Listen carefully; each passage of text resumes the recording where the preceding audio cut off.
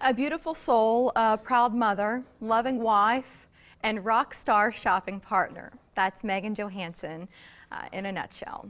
She died of cervical cancer 2 years ago. Her friends are honoring her through a blood drive, but there's a twist to this one. Here to explain, Megan's friends, Carissa Husbands and Lacey Van Roy, and from our local Red Cross chapter, Katie Marshall. It's good to see you again and nice to meet the two of you.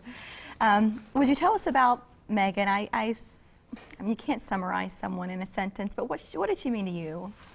Well, Megan was just a beautiful person, inside and out. That's the only way to put it. She had such a caring and generous personality, and I think that's really why she had an impact on everyone that she met.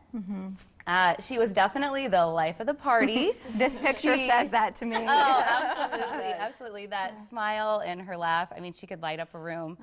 And she definitely lived life to the fullest every day. And I think that's the big lesson here, and what we're all taking away from her battle with cervical cancer is that we never want to give up hope.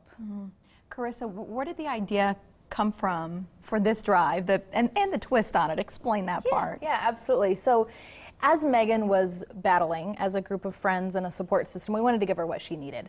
And she was able to get blood through the Red Cross as she needed it. So I can remember her telling us that she wanted us to all give blood as well. So as a group of friends, we started donating. And after she passed away, we decided we could be doing more.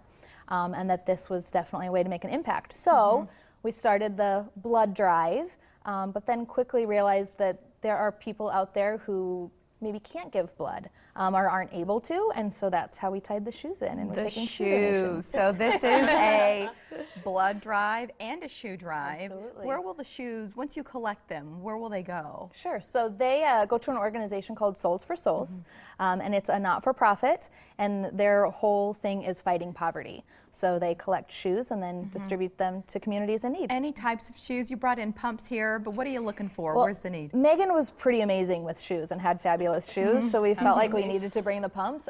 Souls for Souls takes any kind of shoes, so we will take women's, men's, children's, new, used, any kind of shoe. Sneakers, pumps, Absolutely. makes no difference. All of them. Katie, the blood drive portion of this, that's where you come in. What is the need like now?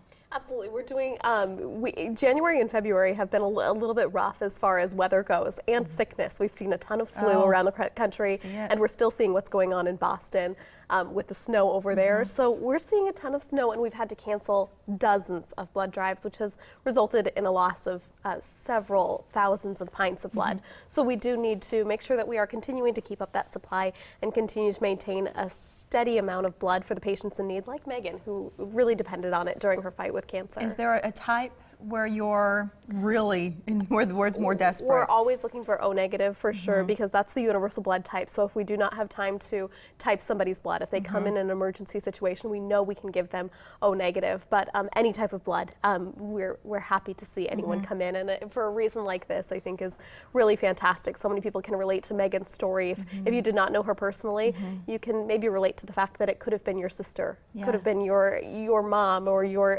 daughter. There's just so many different ways that we can relate to this. When something like that changes your point of view on donation, where you see where that blood is going and it's tangible all of a sudden, to me that's where you get it, because I had a similar experience with a friend who said, please donate, that's all I'm asking, just donate. What do you think Megan would say about all of this a few years later that you're continuing your mission?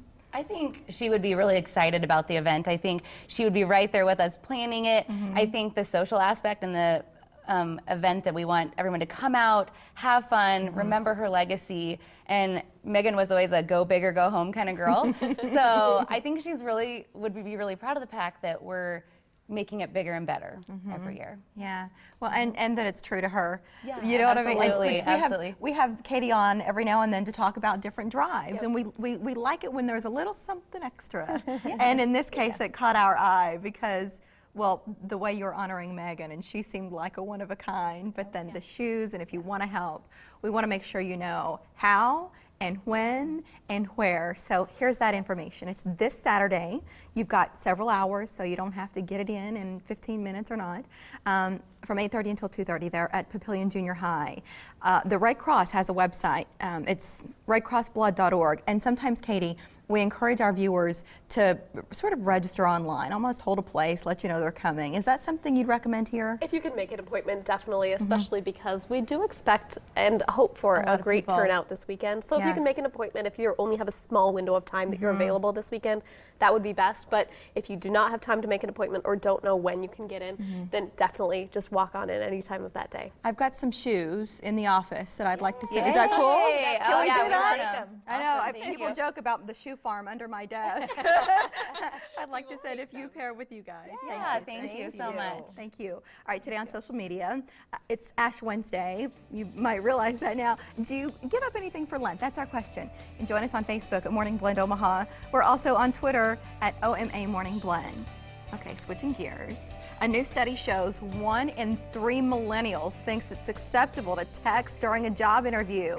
Next, what other findings reveal about a very real generation gap in today's workforce from 2 men in the know.